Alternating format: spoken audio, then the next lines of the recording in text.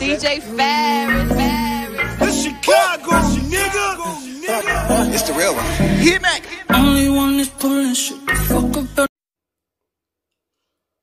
Let's get a sports talk. The storm clouds have been permanently affixed over the head of Matt Patricia, now the third-year head coach of the Lions.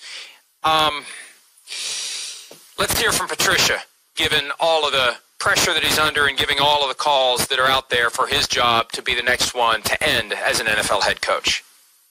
Certainly, I think when I came to Detroit, there was a lot of work to do, and that's what we're trying to do.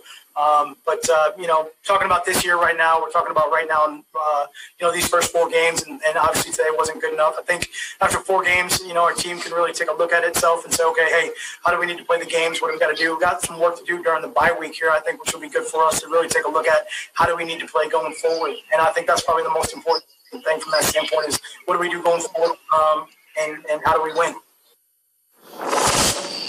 That claim by Patricia that there was a lot of work to do when I got here, that has opened the door to some sharp criticism of Patricia because, in a roundabout way, it throws shade at Jim Caldwell, his predecessor. And here's the reality. When Bob Quinn became the GM, and it's funny. It's a song like it is. You fired Jim Caldwell, who went 9-7 and went to the playoff year before his 9-7 record before y'all fired him. My Patricia ain't had a damn winning record with Detroit. He didn't even get Detroit in the playoffs. And I don't want no one to lose their job. But this man is 10-25. The team, I think, 1-4, I want to say, and haven't had a winning record yet. Haven't even put an effort to even get to the top of the division, compete for a playoff spot, and you fired a coach that went 9-7. He should be able to keep his job because he went to the playoff the year before. His name doesn't come up in any of this. When Bob Quinn became the GM, first order of business was to hire Matt Patricia.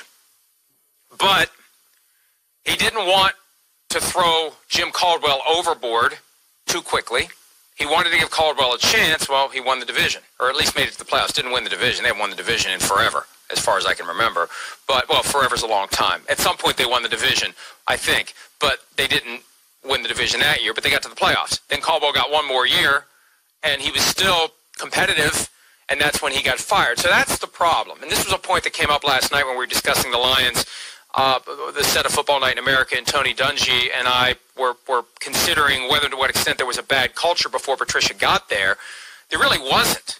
And so Patricia comes in with all these Bill Belichick-style changes, whether he intends to or not, as part of your DNA. That's the problem. You can't copycat someone else's system. It only worked for one guy, and that's Belichick and the Patriots. You can't make the Patriots way in your own system. Because he got some of the Patriots players on his team. You can't duplicate a Patriots way with a different team. It's not going to work. That's why he's failing in Detroit. You have to establish your own way. You have to put your imprint on this. Not try to keep Belichick's imprint on your system.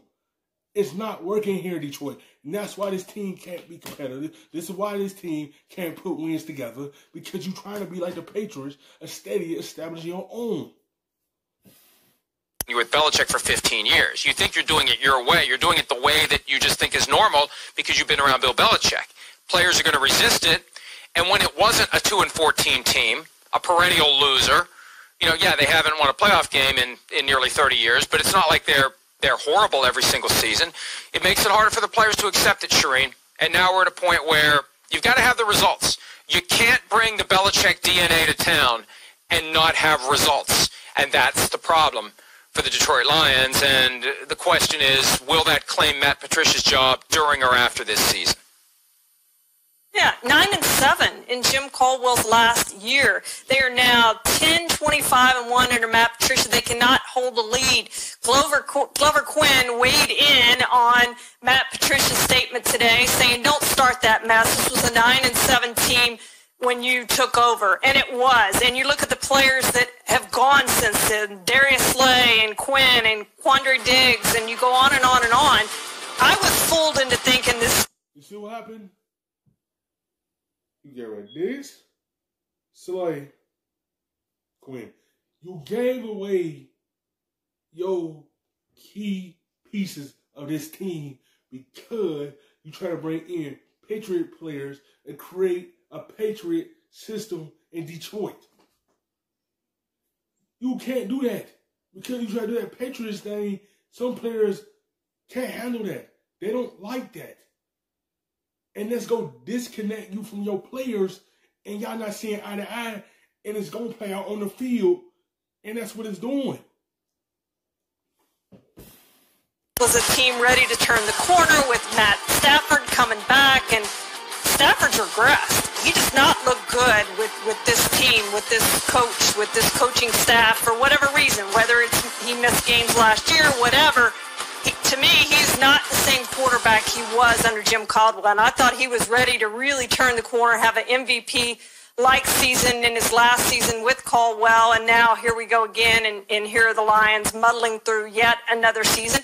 And, you know, the pressure was on he and Quinn both before the year started, but now they've had a change in leadership at the top of the organization, and it's Sheila Ford Him who's now in charge, and whether she sees changes are necessary or not after this season, we'll see.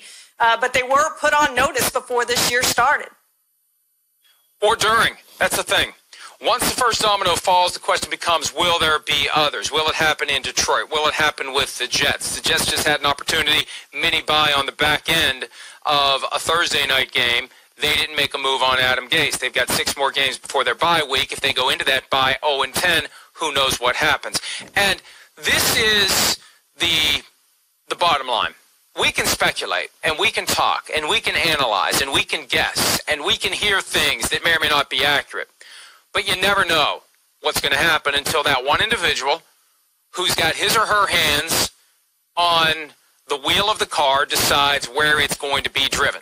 Cal McNair decided that it's time for Bill O'Brien to go.